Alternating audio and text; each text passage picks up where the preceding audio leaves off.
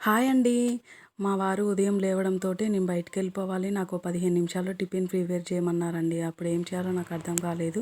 గూట్లో చూస్తేనేమో అటుకులు ఒకటే కనిపించాయండి. అయితే అటుకులు ఉప్మా చేసేద్దాం త్వరగా అయిపోయిద్దనుకున్నాను.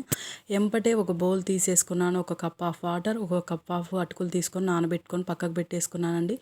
ఎంబటే స్టవ్ వెలిగించేసి బాండీ పెట్టుకొని ఒక 2 టేబుల్ స్పూన్ల ఆయిలు, తాలింపు గింజలు, పసుపు, కరివేపాకు అన్నీ యాడ్ చేసుకున్నానండి. అవి కూడా కొంచెం మగ్గాక ఆనియన్స్, పచ్చిమిర్చి యాడ్ చేసి అవి కూడా మగ్గాక ముందుగా నానబెట్టుకున్న అటుకులని వాటర్ తీసేసి ఎంబటే మనకు ఆనియన్స్లో యాడ్ చేసుకోవాలండి.